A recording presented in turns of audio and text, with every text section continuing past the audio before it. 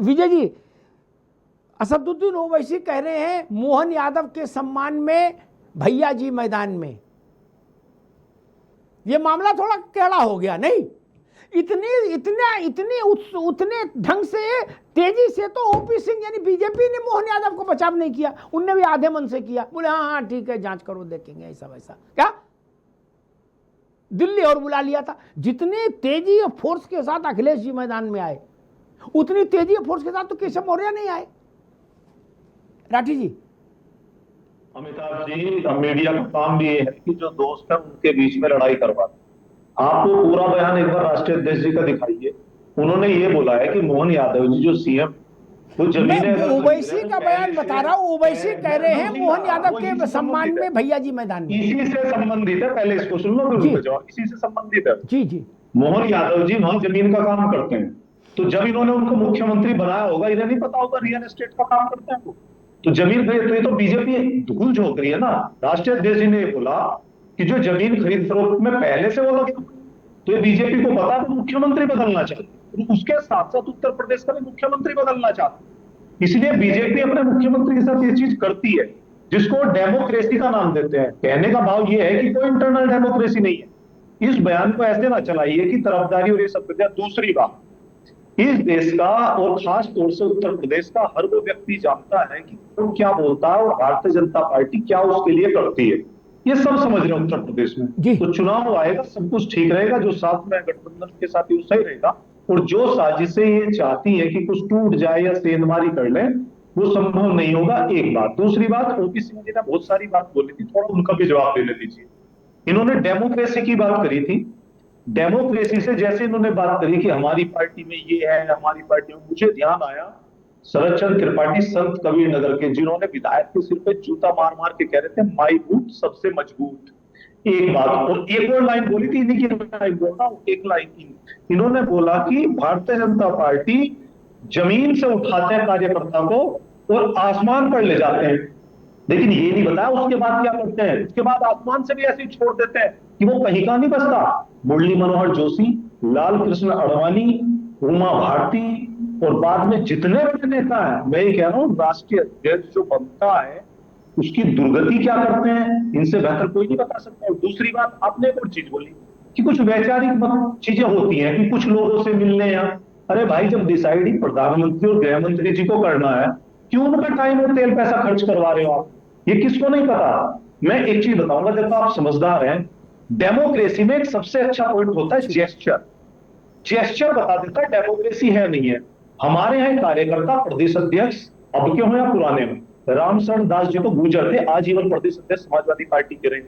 यहां ये होता है कि आप उनसे मिल सकते हो राष्ट्रीय अध्यक्ष से, में फोटो खिंचा ले। मैं कह रहा हूं भारतीय जनता पार्टी में मजाल है, प्रधानमंत्री गिरने का कंधा भी लग गया ना। मैं कह रहा हूं जिंदगी में चुनाव छोड़िए, हिंदुस्तान में दिखाई दे जाओ किसी टीवी चैनल पे, तो बड़ी बात। ये होती है डेमोक्रेसी, और ये प्रैक्टिकल डेमोक्रेसी है। ये दिखावा की 6 महीने प्रोसीजर चली, बस बोल लो 2 सेकंड में, 2 महीने चली, 4 महीने चली, अरे ये कोई डेमोक्रेसी नहीं है। डिसाइड उन्हीं को करना, वो घुमा के 1 महीना और इधर इधर इधर इधर इधर, आपको भी पता, हमें भी पता, आपको समझाने की जरूरत नहीं है। डेमोक्रेसी जो होती है वो सामने दिखती है, वो बताने से नहीं होती। ठीक, हमने देखी थी जो डेमोक्रेसी, उसी का उदाहरण दिया कि हाँ बोलो, नाम बोलो। बोले रामलाल, श्यामलाल, मोतीलाल, हीरालाल, नथुलाल। बोले नथुलाल को कर दो, चिट्ठी बना दो। मतलब 30 सेकंड में जिलाध्यक्ष तय हो गया। बोले हाँ चलो भाई दूसरी बात करते हैं। ये भी डेमोक्रेसी नहीं मित्र, है ना?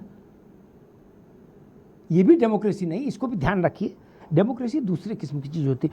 ओपी सिंह जी, भाई मोहन यादव भी सोच रहे होंगे, पूरी रात सोचे होंगे कल, कि गुरु इस भाजपाइयों ने हमारा ऐसा बचाव नहीं किया जैसा अखिलेश जी ने किया। और जो विजय जी कह रहे हैं वो थोड़ी सी उन्होंने चीजों को घुमा दिया। मोहन यादव उज्जैन विकास प्राधिकरण के उपाध्यक्ष रहे कई वर्षों तक। उस दौरान उन्होंने जितनी, उनके परिवार ने जितनी जमीनें की, हिंदी में एक बार मैं समझा दूं ताकि तथ्य दुरुस्त रहे, घोर माठा न करो। जितनी जमीनें खरीदी वो 100% रिजल्ट दी। ऐसा नहीं हुआ कि उनने जमीन खरीदी और वहां कोई सरकारी योजना नहीं आई और वो जमीन बेकार हो गई, जिसने में खरीदी उस तो ही दाम की रहेगी। ना ना ना ना ना ना बबुआ। फिर वो मध्य प्रदेश पर्यटन विकास निगम के अध्यक्ष रहे, पर्यटन का विकास हुआ नहीं हुआ, उनकी हर जमीन सोने की हो गई। फिर वो उज्जैन दक्षिण के विधायक रहे, तब भी हुआ। शिक्षा मंत्री रहे, उनके परिवार के लोगों की जमीन की रजिस्ट्रियों में 5-7 गुने का इजाफा हो गया। और अब तो मुख्यमंत्री है। हिंदी में सरल बात इतनी है, ऐसा नहीं है कि वो उसके कारोबार में है, कारोबार में नहीं, वो क्लैश ऑफ इंटरेस्ट में है भाई। सारा खेल इसी का होता है। अरे रुक जाओ भाई, ऐसे अंताक्षरी में ना पड़ो यार। जब आगरा एक्सप्रेसवे निकला था ना, आगरा लखनऊ, तो क्या हुआ था हम बताएं, महेंद्र सिंह को भी पता होगा। जरा सा इशारा जिसको कर दिया वो 150 करोड़ का आदमी हो गया। सिर्फ बताना था कि इस गांव से नहीं, इस गांव से अलाइनमेंट होगा। महेंद्र सिंह गलत कह रहा हूं? सैकड़ों करोड़ रुपया 1 घंटे में क्रिएट हो गया। ये ज्ञान दे रहे हैं हमको। सारा खेल वहीं का है भाई साहब। आपने तुक्का लगाया, बोले इस गांव से निकलेगा एक्सप्रेस वे, उस गांव से निकला नहीं, आपकी जमीन वहीं की वहीं पड़ी रह गई। महेंद्र सिंह की जमीन सोना उगलने लगी। इसलिए इतना सरल नहीं। ओपी सिंह जी, इसके पीछे बात समझ में नहीं आई। आज तक बीजेपी के किसी मुख्यमंत्री के लिए अखिलेश जी समर्थन में नहीं आए। जैसा कि ओवैसी कह रहे कि मोहन यादव के सम्मान में भैया जी मैदान में, ये रिश्ता क्या कहलाता है, क्या मसला है? अब ताकि इस प्रकरण के बारे में बहुत मुझे जानकारी नहीं है, लेकिन अखिलेश जी ने जो किया मैं उसके लिए बधाई देना चाहता हूं कि अपने जो उनका नेचर है, जो उनकी पार्टी का नेचर है, उस हिसाब से उन्होंने सही इनको रोकिए।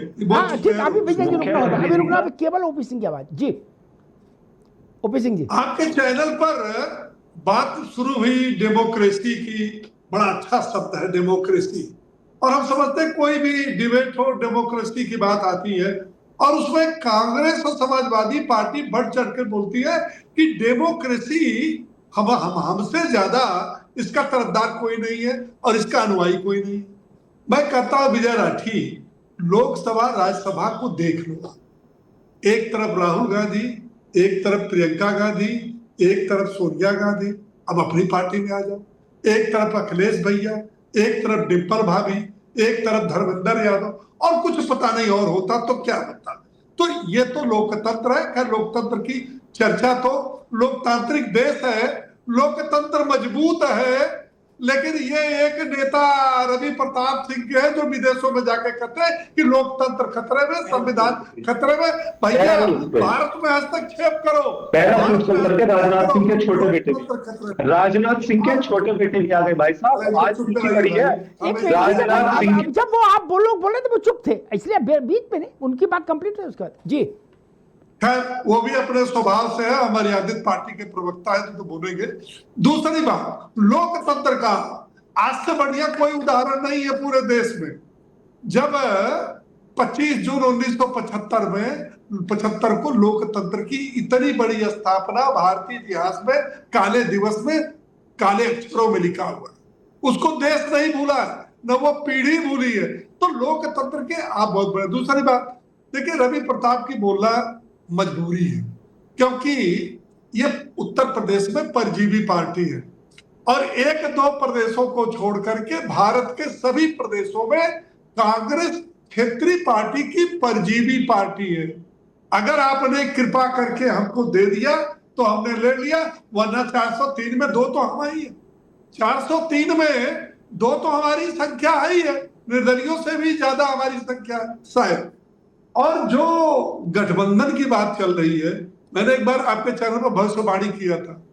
मेरी शुभकामना है कि कांग्रेस और समाजवादी पार्टी के 2 लड़कों की जोड़ी की गठबंधन 2027 के चुनाव में रहे, ताकि ना डूबे तो एक दूसरे पर आरोप ना, दोनों एक साथ डूबे। लेकिन मुझे शंका है कि बिहार के परिणाम को देखते हुए, जिसमें बाद में लालू यादव और तेजस्वी यादव ने पश्चाताप किया, मुझे नहीं लगता कि 2027 के चुनाव आते आते ये गठबंधन रहेगा। फिलहाल मेरी शुभकामना। दूसरी बात, एक बात ये देखिए अफ्ताब जी, मैं आपके चैनल के माध्यम से पूछना चाहता हूं। अफ्ताब जी जी बात ये होती है कि जब चैनल पर डिबेट करने हम आते हैं तो समाजवादी पार्टी और कांग्रेस ये कहती है कि उत्तर प्रदेश में ये समस्या, ये समस्या, ये समस्या, उत्तर प्रदेश समस्याओं से ग्रसित है, ऐसा समाजवादी पार्टी का और कांग्रेस का आरोप है। विपक्षी पार्टियां लगाना भी हमें स्वीकार कर, लेकिन ये जनता में इनका इतनी पैठ है, इतना प्यार है कि मैं दावे के साथ कह सकता हूं कि 9 साल से उत्तर प्रदेश में भारतीय जनता पार्टी की सरकार है। 9 समस्याओं को लेकर के कांग्रेस और समाजवादी पार्टी दोनों मिलकर के या अकेले ये सड़क पर उतरे हो तो जो कहिए मैं हार जाऊं। कहीं नहीं, केवल चैनल एक्स पर, बाइक पर, प्रिंट मीडिया पर, यहां तक भी तक ये कभी जनता के मुद्दे को समय कम है, समय इसलिए नहीं उतरे कि इनके पास संगठन नहीं है।